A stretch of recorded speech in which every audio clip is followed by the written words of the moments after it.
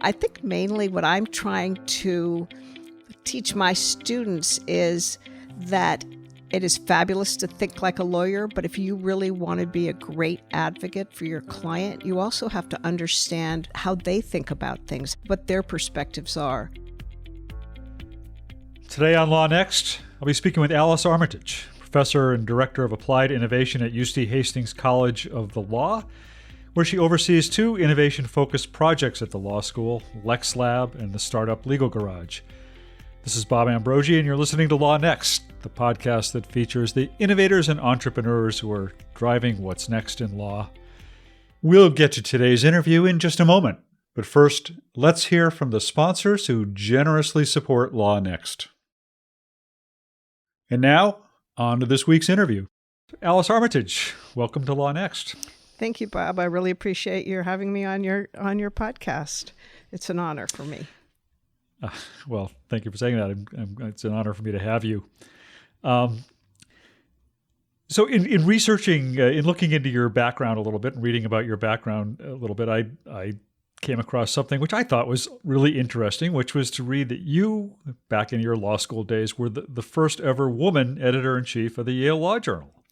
That is true. Pretty cool. Yeah, it was kind of a shock to some of the guys that were on the board of the Law Journal with me, I think, at first. But it was a very interesting experience, and one that was much different than I expected. It was really came down to putting out a magazine, 200-page issues 8 times a year, and not really about, it was about law, but that was not my day-to-day job. So really my first experience at managing something, and I loved that part of it. Yeah. Well, running a publication is a lot of work and can be a lot of work. I always think of I never did law reviews, so I always think of it as more the scholarly side of it and not the production and all of that side of it. So that's interesting. But that was still quite an honor, and good congratulations to you for that. Well, thank you. I appreciate that. And I feel like it pushed me into many things that I ended up doing in business as opposed to in law. So it had an unusual impact. So it's interesting to me that you went into, after you got out of law school, you practiced as a tax attorney, yes. Right? And yes. Worked on both at a law firm, at Arnold Porter, as I understand it, and you also worked at the IRS on tax policy. I did. I was an international tax lawyer at Arnold Porter, and then I went over to the IRS to write regulations about sophisticated financial transactions involving foreign currency, which turned out to be, in hindsight, the beginning of the whole market on derivatives. We didn't really realize what we were doing it for, in that sense, that how big it would become. But it was fascinating work. Yeah. So how the heck did you get from being a tax attorney at Arnold and Porter to leading an innovation program at a law school in San Francisco? It seems like a circuitous route to get there. It definitely was. I don't think I could have planned it if I'd tried. But after working at the IRS, my ex-husband got a job in LA, and I decided to quit. I had 2 children, and we were going to have a third, and I thought, I can't figure out how to have it all at the same time, at any rate. So I stayed home with the children for quite a while, and when I wanted to get back into work to practice, I realized that one, practice was probably not that what I wanted to do in the law, but also that having been out of work for 15 years, nobody really thought much of what I could bring to a law firm. Honestly, it's interesting how fast your credentials become obsolete. So I decided, gee, this would be fun. I think I'll start a business. And that was the beginning of my first venture into the startup world. But the first startup I did was a traditional manufacturing one. So I learned how to, these were sort of plush collectibles aimed mainly at children. And I learned how to prototype them and have them manufactured in China because nobody was doing it in the United States at that time. And that did not work out so well. I ended up with 5,000 of these little things just as the economy had collapsed in 2008 and nobody was buying cute little collectible things. So hopefully a big garage to keep them in. Yeah, and eventually donated to Children's Hospital in LA. But nice. After that, the next thing I thought, well, now it was 2010 and we had iPhones, smartphones, and there were apps, and a friend and I created a personal security app for women who were working in areas where they didn't feel comfortable walking alone, whether it was a parking garage or out on the streets. And this was a way to have a panic button at their fingertips, sound a loud alarm, and send texts and messages to people who might be close by to help them. It was a fun idea, worked on it, went through an accelerator program, got it in the App Store, but then not enough people wanted to buy it. So I faced failure twice with both of those companies, but it provided me with an amazing education that eventually led to me coming to run the Startup Legal Garage here at UC Hastings. Well, those are probably pretty good lessons for running a startup legal garage. True, because and what it gave me was a deep knowledge of the tech community and startups, having been through all the phases myself, including failure, which is a big part of the startup experience. But also because I had worked in a big law firm, and I had taught at UCLA also briefly at UCLA Law while I was living in Los Angeles. I had the pieces of what the Startup Legal Garage is, which is creating projects for practicing attorneys, our students, and startup founders who are in need of the basic legal services that are so expensive for a young company and yet so vital for their success. So the Startup Legal Garage is providing legal help, legal guidance to startups? So we find the startups and then we match them with a practicing attorney in the area of expertise for their legal needs. And then we assign them to students who work as interns for the practicing attorney. So unlike a clinic at a traditional law school where the professor is the lawyer on the project, in our case, the attorney is a practicing attorney and the startup is his or her client, and the students are working for that attorney. And therefore, the retainer agreement is between the law firm and the startup and not with me or with Hastings. Are these paid services or are they done pro bono? They're all free. Both the students and the supervising attorney for the length of time of a semester, which is the length of our projects. All legal work is free for the startup. And I mean, I assume a lot of this is simply, helping to organize the business and set it up. But I mean, what are some of the legal needs that startups face that we might not think about? Well, obviously, formation is a big part of it, but there are also all sorts of issues these days, such as will they be hiring employees or will they be using independent contractors? And basic contracts with customers or with vendors, as well as privacy and terms of service. Interestingly, in the last 5 years in which I've been involved in the Startup Legal Garage, privacy used to not be either something the students were that interested in or that the lawyers thought was that difficult a task. But as more and more students become interested in privacy, we're hearing from the lawyers that because of GDPR and now the California Privacy Act that will take effect at the beginning of next year, that can be a very difficult and complicated task to draw up a privacy policy, and extremely expensive. So we are rethinking how the students can be part of that. And that's another hallmark of the Startup Legal Garage. We move with the market. So as the lawyers and the startups change what they need and what they feel comfortable doing, and what the students need to know, we are constantly shaping and tweaking the program, as well as the doctrinal course that the students take alongside this experiential work that I set up. We'll get back to my interview in just a moment, but first, let's take a break to hear from the sponsors who generously support LawNext.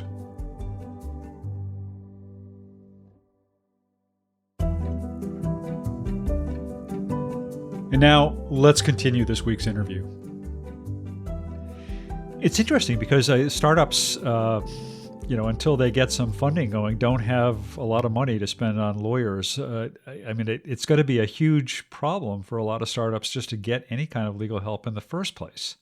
Well, that's so true. And we did some studies of this a few years ago, and we estimate that the cost of the services that the startups are receiving through the Startup Legal Garage vary between $15,000 worth to $45,000, depending on what is done for them. And that is way out of reach of so many startups, and often will keep a startup from success because they'll get into trouble not understanding the sorts of issues that could have been addressed ahead of time and prepared for without the kind of advice that our program provides them.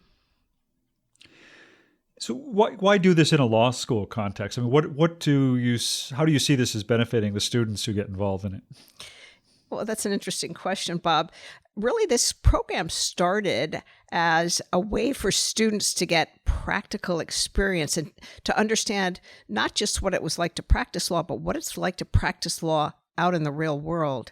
And we get feedback from our students all the time that even though they may have done a clinic or they've done a summer associate program, what they learn during our program is the fast pace of the practice of law, how much you are left alone to figure things out yourself, that there is no professor in between kind of breaking down the tasks into neat 13-week segments that are cumulative. So you start at point A and you get to point Z, but under someone else's organizational structure. They are thrown into this, and a partner will say, hey, this has to be done in 2 weeks and this is what you have to do. And they have to figure that out. And it's tough at first. Our program is a year long, and we see the first semester, the students struggle to take on that kind of responsibility and that lack of handholding. But the second time they do it, they end up with so much confidence, with not just knowledge of what it is like to, say, write a contract as opposed to understand contract law, but to really know what the language is that has to show up in a contract, but also that they were asked to provide a task given a deadline, and they figured out how to seek the help they need and produce the deliverable in a timely way. And that, I believe, helps them transition into the real world better than almost any other law school class can. Do you think that for an early stage startup, having legal advice of any kind and having good legal advice at an early stage makes a difference in the long-term success of the business? I do. Of course, it can't guarantee. I wish I could say, get a lawyer and I'll guarantee your success. I can't go that far. But I think that too many entrepreneurs think that you just stay away from lawyers as long as you can until you get into trouble. And a lot of people think that, yeah. Exactly. And I think part of what our program provides the entrepreneurs that are part of it is the understanding that lawyers can actually be partners and can collaborate with them to form a business that will sail through obstacles they might otherwise have been forced to confront, and therefore give them a chance at success in a way they wouldn't have had on their own. Take a second to think about the best-run law firms in the country. They consistently handle more cases in less time while spending fewer hours toiling over tasks like billing and client intake. My case was designed to help even the busiest law firms achieve peak efficiency. Through automation of routine administrative duties, templatized workflows, and centralized calendars, my case makes short work of your day-to-day processes and keeps your staff on task. Visit mycase.com to learn more and start a free trial. That's mycase.com.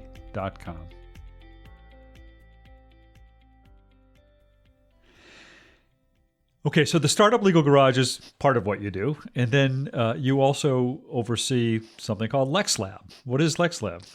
Well, LexLab started as the idea of our Dean and Chancellor David Fagman, as sort of a vision he had of how UC Hastings could be a resource for legal technology.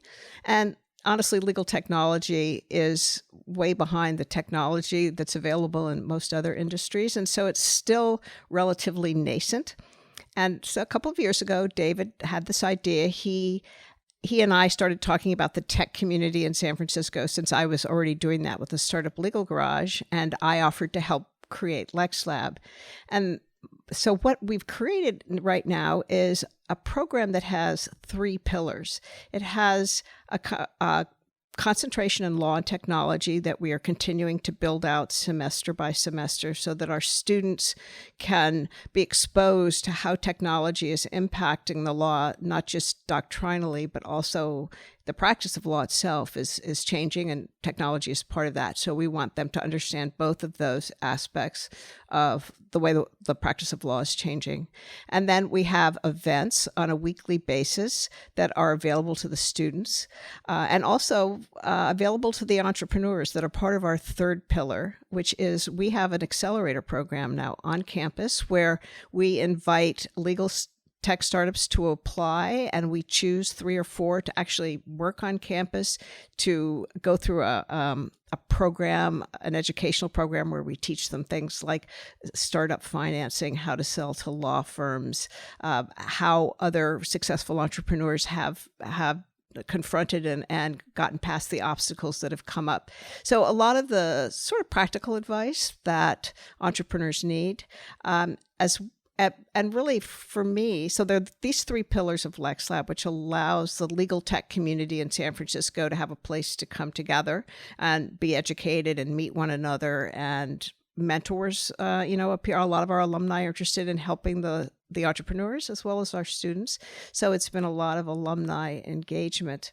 But I think on all of that being said, I think we're trying to educate people not in the legal tech community about what's happening. So there's so many lawyers that are resistant to technology, and we're trying to create a place where they can come learn more about it and maybe sit in on our events and learn some of the things that will be impacting the way they practice law in the near future, and become comfortable with it, so that overall the whole community is growing together and helping one another. So it's a very collaborative sort of idea of what a legal tech community should be, that helps our students learn, helps our alumni learn, and helps anyone that's out there who wants to participate also be part of this educational process.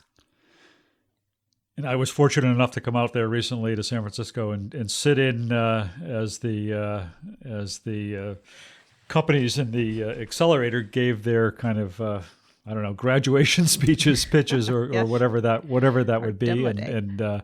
in the interest of full disclosure, my son was involved with one of those companies that was in the accelerator, and so I got to hear about it from the inside, and also sat as a judge for the students, who I guess they were the students in that law and technology curriculum who were Yes. making presentations of ideas that they had developed themselves for legal technology startups, which was really interesting. That was a lot of fun. And, there was a very interesting byplay between the students in my class, which is focused on using design thinking and lean startup methods and other cross-disciplinary problem-solving disciplines to create the idea for a legal tech startup.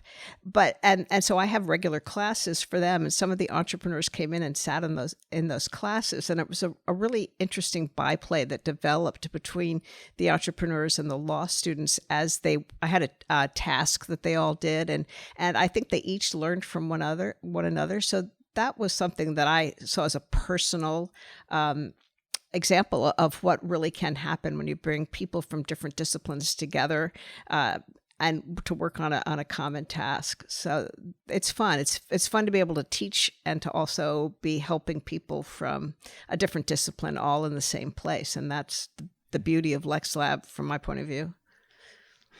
Why do you think it's useful for law students to learn those skills? I mean, do you expect them to go into becoming entrepreneurs, or do you think that they're skills that are useful to them regardless of what they end up doing?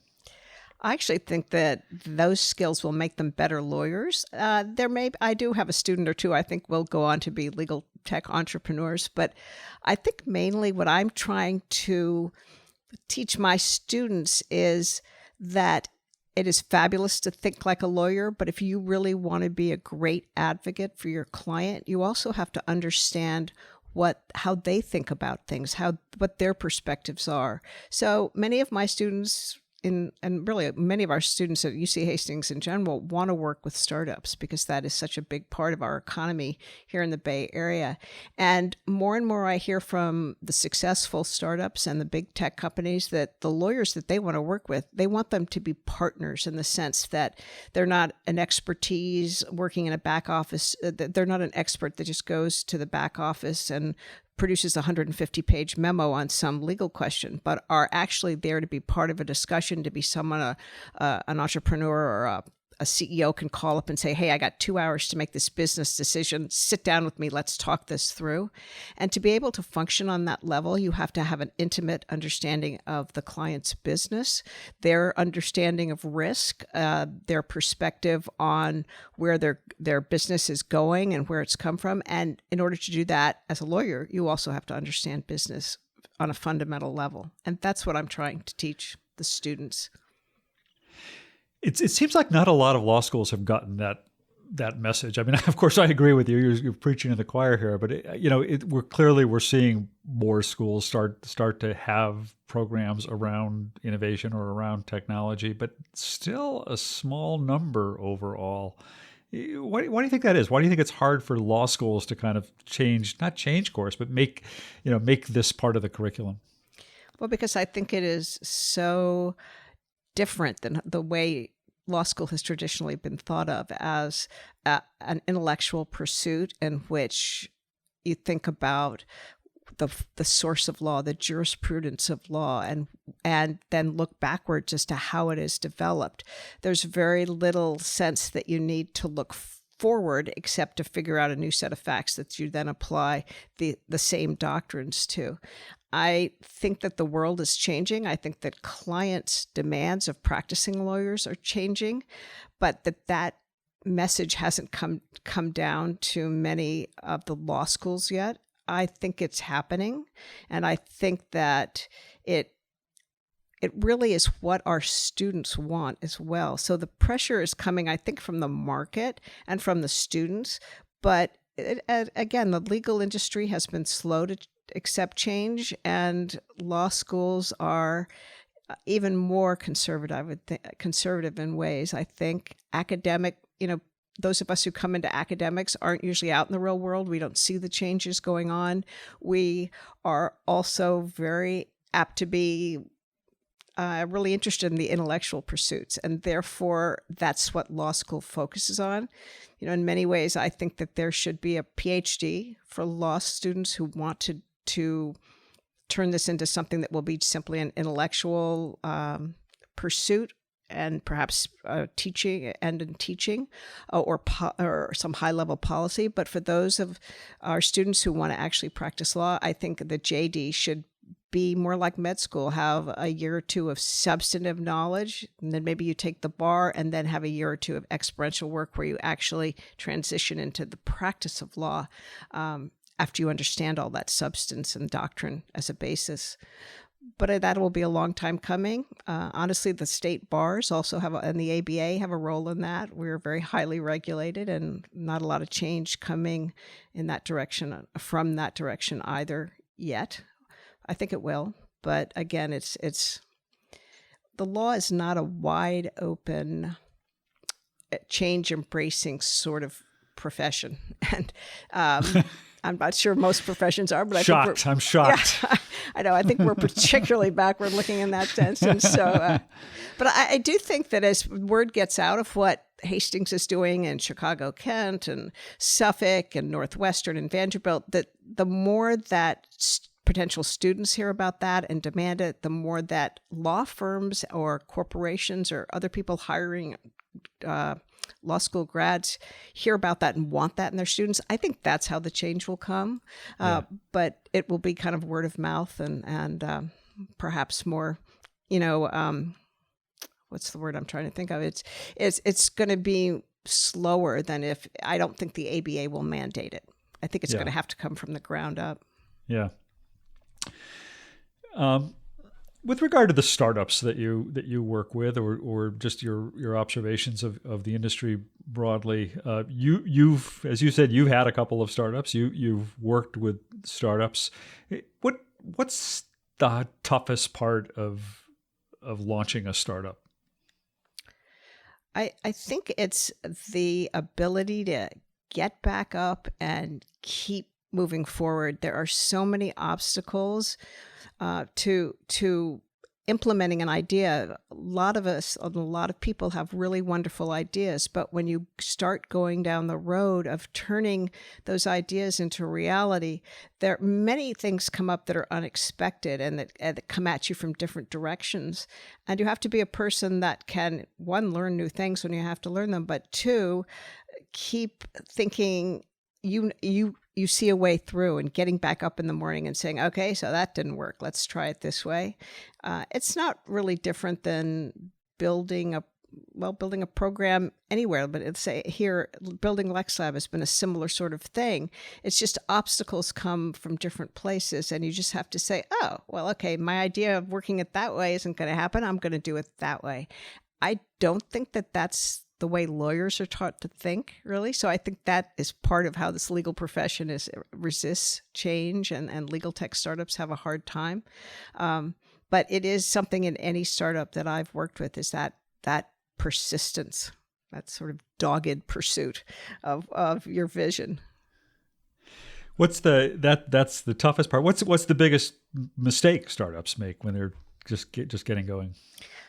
Well, this is partly based on personal experience, but also from what I see in the Startup Legal Garage, which is ordering too many teddy bears. Well, there's for sure doing your homework before you actually build the product. But in addition, I really think the most important part of the success of a startup is the team and the people that are working with you. Ultimately, that's what destroyed my second startup, was the inability of the two of us to agree on a way forward when things got tough. And I see that over and over again, that you have to have not only different skills, you have to be able to complement one another, but you also have to be able to sit down and work through the difficulties. And many, many startups don't make it past that stage. In fact, one of our LexLab's startups this past semester, about 3/4 of the way through, dissolved because they had come across something that this team couldn't agree on, and they couldn't see a way forward. So they went their separate ways. Yeah, there have been a number of stories just coming out in the news in the last few weeks of promising sounding startups that have closed down for various reasons, which is always too bad to hear about.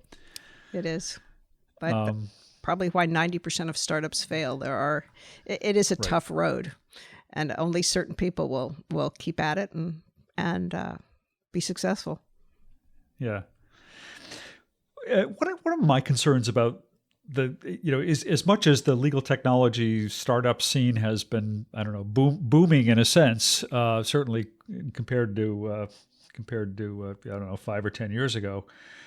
So much of it seems to be focused on, in my opinion, seems to be focused on big law tech, on serving big law firms or big corporations. A lot of the AI that's being developed is going after that audience. A lot of the analytics that are being talked about are going after that audience. I wonder if you agree with that perception, and if you do, then how do we encourage more technology to serve more the A to J market?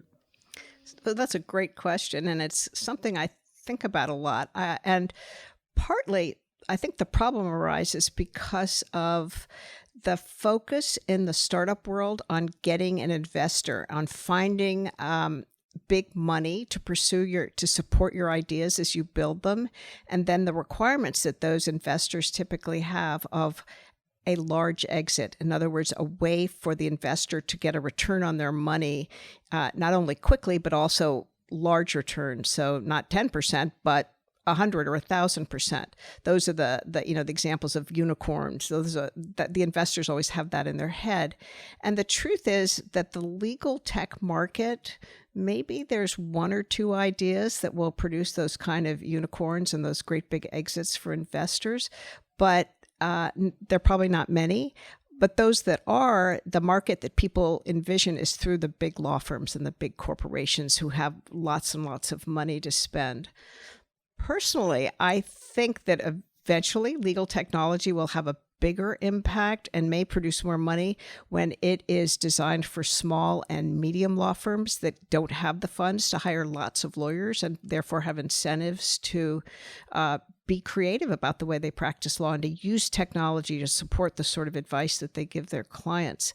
So that may end up being big exit for some investor, but that is not the typical things that investors are looking for. And so I think a lot of legal tech startups struggle with how to get the investors they need and tell them and convince them that they have a big enough exit for them to want to invest in their startup. As for access to justice, I personally think that is going to be the place where legal technology has the most impact, in a sense of not money maybe, but actual impact on the way the legal profession is viewed and the way that we provide services to the 85 to 90% of Americans who cannot afford lawyers today.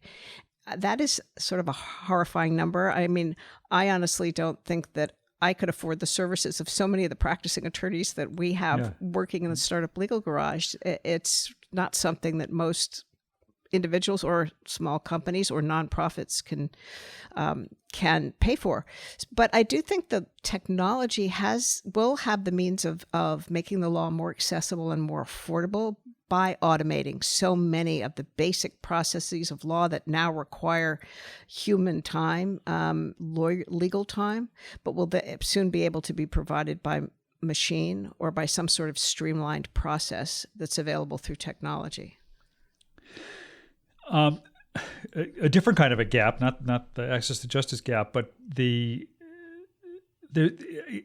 another perception, I think more than a perception in the legal technology area, is that there's a diversity gap, that there's not enough women going into it, and if you look at the people who are running legal tech startups, there's not a wide racial diversity. Do you have? Do you see any way that we can address that meaningfully, whether through programs such as yours or otherwise? Well, the Startup Legal Garage has always tried to accept a broad range of entrepreneurs, and where we can find underrepresented founders, female or any other group, if two startups are equal, we will always choose the one with the less represented founders. But I have to say, this is a struggle, and I just read an article recently that was talking about how fewer and fewer startup founders are coming from somewhere other than an elite background because they can afford to not get a job. They don't have student debt. They can have family support as they spend 2 years trying to build something from nothing. And that's increasingly worrisome in terms of the diversity of all startups.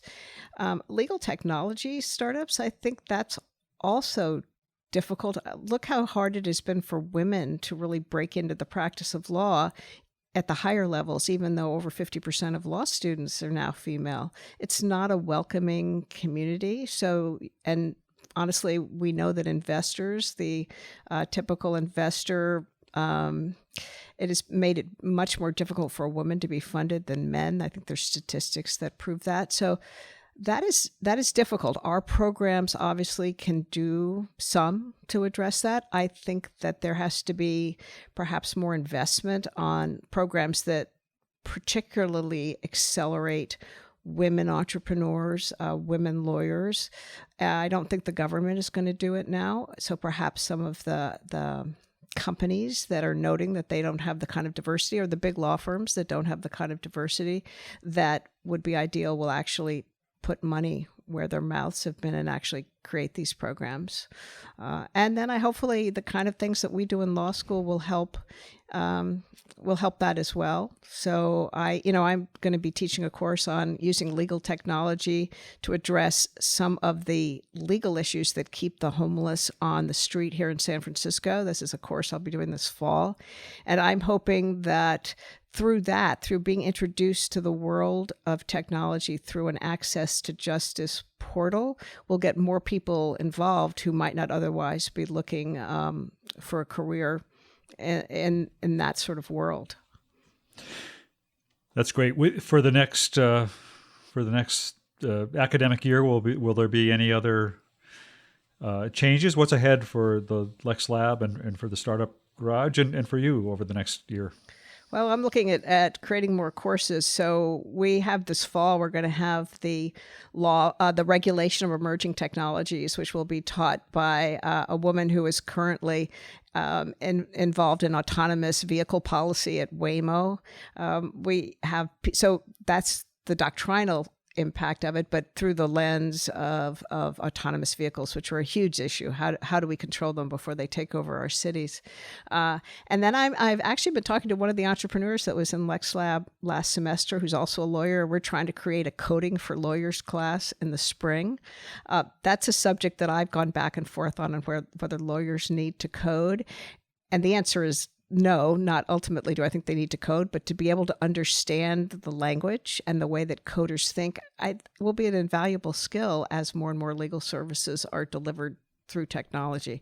So I think that's an important aspect of it. And personally, I just want to create more cross-disciplinary courses that have an experiential aspect to it, because I think learning by doing and seeing the impact that you can have as a lawyer, whether in private practice or in a social or mission sense, is vital for law students to feel engaged, as well as to be able to move out into a community and really make an impact. Well, Alice, I really appreciate your taking the time to talk with me today. It's been a real pleasure. Well, thank you, Bob. I appreciate you inviting me, and I hope to see you back at LexLab in the coming year. I hope to be back there soon. I'd love to get back out to San Francisco sometime soon. That's great. Thank you, Bob. Thanks. So thanks again to Alice Armitage, a professor and director of applied innovation at UC Hastings College of Law, for taking the time to be with us today.